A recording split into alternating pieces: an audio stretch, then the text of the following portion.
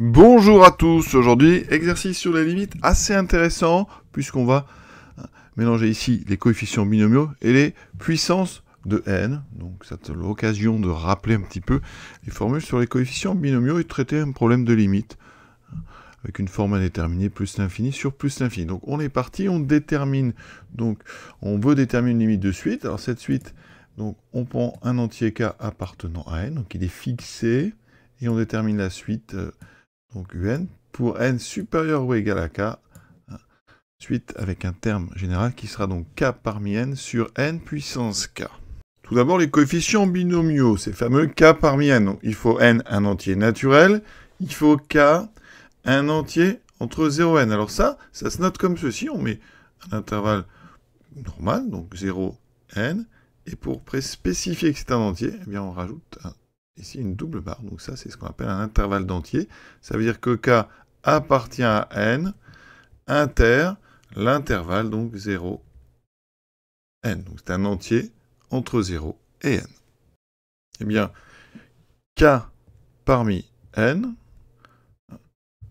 c'est le nombre de façons de choisir k objets parmi n objets, et mathématiquement ça se calcule avec des factoriels. C'est donc n factoriel sur k factoriel n moins k factoriel. Petit exemple, si je choisis 4 parmi 11, eh bien cette formule me dit que ça fait 11 factoriel sur 4 factoriel. 11 moins 4, ça fait 7, 7 factoriel. Si vous regardez le quotient 11, et 11 factoriel ou factoriel 11 sur 7 factoriel, qu'est-ce qui reste? Alors, vous avez donc ici, en bas, il y aura 4 factoriel. Donc 4 factoriel, c'est le produit des entiers de 1 à 4. Donc 4 fois 3 fois 2, je mets le fois 1, mais il n'est pas toujours utile. Et après, on a 11 factoriel sur 7 factoriel. Ça veut dire qu'en haut, vous avez le produit des 11 entiers de 1 à 11. En bas, le produit des 7 entiers de 1 à 11. Il vous restera donc, après simplification, le 11, le 10, le 9 et le 8. Tous les autres se sont simplifiés. Donc quand on fait 4 parmi 11, on pourrait dire que c'est les 4 plus gros entiers jusqu'à n divisé par 4 plus petits. D'accord ? Donc ça, parfois, c'est quand même beaucoup plus simple quand on veut calculer des valeurs avec des nombres. Voilà. Nous, dans l'exercice, on va faire des n factoriels. Et de toute façon, on va avoir besoin aussi de cette remarque. J'ai pris le texte spécifie que notre suite est définie pour n supérieur ou égal à k, justement pour pouvoir considérer k parmi n. D'accord ? Alors, il y a des théories qui prolongent les coefficients binomiaux avec des k qui sont plus grands ou plus petits que n. Nous, ici, on va vraiment rester dans le cadre des combinatoires. Ici, on est sur les k choix parmi n possibilités. Ce qu'on peut faire quand on fait ce genre d'exercice, c'est regarder rapidement pour des valeurs précises. Donc, regardons ce qui se passe pour k égale à 1. Alors, pour k égale 1, j'ai donc la suite, elle est définie à partir de n supérieur donc ou égal à 1. Donc, on aura 1 parmi n sur n puissance 1. Alors, 1 parmi n, c'est donc n. On a un choix parmi n, on peut la faire du combinatoire. N objets, vous avez n choix pour en choisir un. Donc, on a n sur n, et ça, en fait, ça fait toujours 1. D'accord ? N est non nul, n est supérieur ou égal à 1. Et donc la limite, vous voyez, comme c'est constant, la limite quand n tend vers plus l'infini, c'est 1.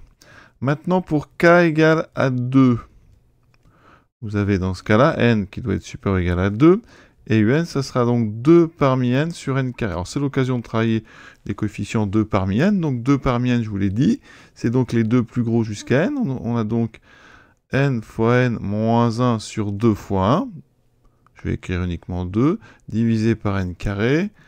Donc ça veut dire que j'ai ici un 2 ce 2 que je mets devant. Et il me reste quoi? Donc n fois n moins 1 sur n fois n. Bon, je vais mettre ça comme ça pour pouvoir bien vous montrer ce qui se passe. Quoique non, c'est peut-être pas utile, on va mettre n carré. Ici, eh bien, cas simple, si je développe, ça fait n carré moins n sur n carré. Donc la limite, alors vous voyez qu'on a une forme indéterminée, on a plus infini sur plus infini. Donc pour régler ça, ce que je peux vous proposer, on peut se séparer en deux, on va isoler le n carré, et on a ceci, donc on sépare en deux quotients, ça me fera donc 1 moins 1 sur n, et ça vous voyez qu'un sur n tend vers 0, donc ça tendra vers 1,5, il n'y a pas grand chose à dire. Voilà. Donc ça donne ceci. Pour k égale 3, toujours intéressant, Donc on prend n supérieur ou égal à 3. On a donc un qui sera 3 parmi n sur n au cube. Donc 3 parmi n, c'est donc n, n-1, n-2, les 3 plus grands jusqu'à n, divisé par donc 3 factoriel sur n au cube. Ici, je vais laisser le 1 sur 3 factoriel, bon, ça fait 1/6. Hein. Et vous avez en fait en haut quoi? Alors, comment gérer ça? En haut, si je développais, ce serait un polynôme de degré 3. Ça veut dire que j'aurai n3 plus des termes, hein, donc ici, de degré maximum égal à 3. Donc ça veut dire qu'ici, je vais aller de 0 jusqu'à 2. Alors je ne vais pas mettre P parce que cette case est déjà pris, donc je vais prendre P. On a donc une somme ici avec des coefficients qui ne m'intéressent pas forcément. Et ici, une puissance de n qui sera une puissance P qui sera inférieure ou égale à 2 et qui sera donc positive. Et des coefficients AP qui sont des nombres réels. Et quand on divise donc par n3, mais regardez ce qui va se passer. Je vais garder mon 1 sur 3 factoriel.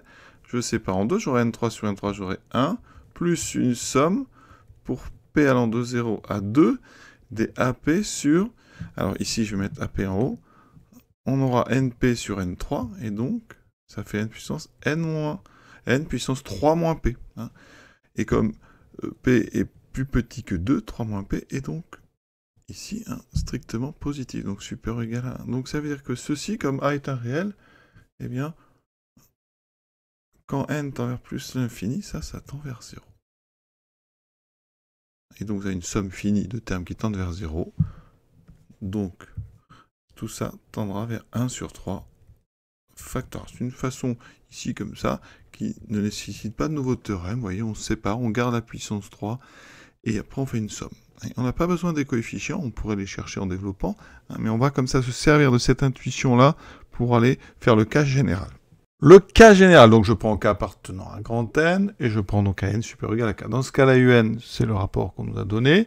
C'est donc, alors ici, n factoriel, sur, donc k factoriel, n moins k factoriel, ça c'est mon coefficient binomial, et ici, on a n puissance k. Donc on va s'occuper ici, on va laisser le 1 sur k factoriel, il est fixé, il ne dépend pas de n, hein, d'accord? K est fixé, ça c'est important. Et donc ici, vous allez avoir quoi? Donc je vais garder le n puissance k au dénominateur. Ça veut dire que c'est un produit, hein, n puissance k, il faut bien comprendre, c'est n fois n, etc. Et vous avez k facteurs qui sont tous égaux à n. En haut, on a donc n factoriel sur n moins k factoriel. Qu'est-ce que c'est que ça? Alors, n factoriel, c'est donc tous les entiers qui se multiplient de 1 jusqu'à n. Donc n fois n moins 1 fois n moins 2. D'accord? Vous allez aller jusqu'à donc 1. Entre-temps, vous allez passer par n moins k. Ça dépendra de la valeur de k. Et donc, quand on va diviser ici par n moins k factoriel, on divise en fait par tous les entiers de 1 jusqu'à n-k. Donc ici, vous voyez, il va y avoir une simplification. On va en fait pouvoir simplifier les n-k premiers. Donc ça va commencer ici à ce facteur-là qui sera n-k, et donc n-k plus 1. Donc en haut, il va me rester n fois n-1, etc. jusqu'à n-k plus 1. Si je mets une parenthèse, ça fait n-k-1. Donc on a n facteurs. Dessous, on avait aussi n facteurs, on a n fois n, tous les n facteurs égaux à n, et on a surtout important de vue ce coefficient ici qui est 1 sur k factoriel. Et là, regardez ce qui se passe. En bas, j'ai donc n puissance k, avec k qui est fixé, ça c'est important. En haut, si je développais, qu'est-ce que j'ai? En haut, n fois n-1, ici jusqu'à n-k-1, si je développe, j'obtiens en fait un polynôme en n de degré k, puisque j'ai ici, important, j'ai k facteurs. Et vous voyez que le coefficient à chaque fois c'est 1, donc si je développe, le premier coefficient, le dominant, ça sera n puissance k. Ensuite, on aura plus un certain nombre de nk-1, plus un certain nombre de nk-2. et ainsi de suite, jusqu'à donc un certain nombre de n, je mets des petits points, plus une constante. Alors ici, on peut par exemple appeler ça le coefficient ak-1, celui-là ak-2, etc. Ici, ça sera le coefficient 1, c'est celui qui est la puissance 1, et ensuite on aura 0. Ce qui fait qu'on a devant nous un polynôme qui s'écrit donc n puissance k plus une somme. Hein, et ici, hein, on va faire varier la puissance qui est là. P va varier donc de 0 jusqu'à k-1, et on aura donc des termes qui s'écrivent AP x puissance p. Vous voyez, pour p égale 0, j'obtiens 0 x puissance 0. Pour p égale 1, a1 n1. Pour p égale 2, a2 x2. Jusqu'à la fin, ak-1 x puissance k-1. Voilà, et ça, je vais le mettre dans mon quotient. Évidemment, tout ça, je détaille, hein, mais quand on est habitué, ça prend quasiment rien. Mais j'essaie vraiment d'expliquer pour ceux qui ont un petit peu de mal. Donc, j'ai toujours mon 1 sur k factoriel. Je vais avoir une parenthèse. En haut, donc, j'aurai ce que je viens de trouver divisé par n puissance k. Donc si je divise ça par n puissance k, regardez le n puissance k, ça fera n puissance k sur n puissance k. Hein, et ici j'aurai donc la somme, c'est une somme finie, il y a k moins un terme, et j'aurai a puissance p, xp sur n, alors c'est pas x, pardon, c'est un n. Il faut que j'essaie de faire quand même pas de lettres. Donc j'ai ici np, ici n, et n puissance k. Donc j'obtiens 1 sur k factoriel, 1 plus une somme, alors qui n'est pas si compliquée que ça, sauf qu'on ne connaît pas forcément les coefficients AP, mais on a ici n puissance, donc p en haut, n puissance k en bas, et surtout ce qui est important, c'est que ici p est entre donc 0 et k-1, ça veut dire que p, il est inférieur ou égal, p il est strictement donc plus petit que k, je vais l'écrire comme ça.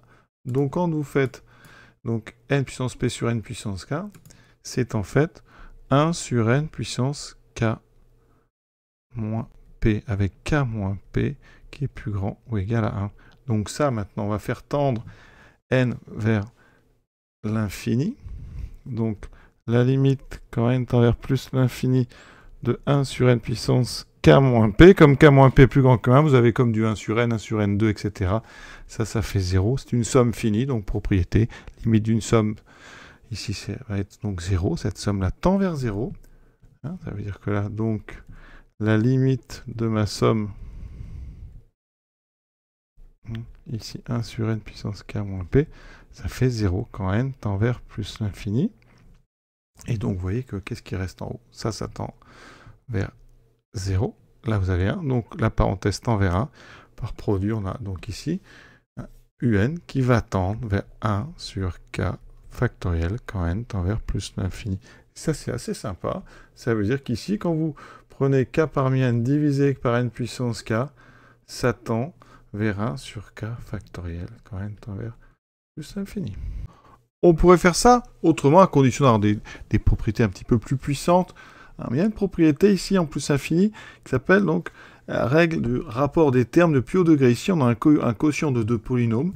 Eh bien, il faut dire que la limite de un, puisque c'est un polynôme en n, hein, eh bien, en plus infini, ça sera la même limite que la limite du rapport des termes de plus haut degré. C'est-à-dire qu'ici, en haut, alors vous avez le 1 sur k factoriel, donc lui, c'est une constante. En haut, le plus haut degré, c'est n puissance k, d'accord?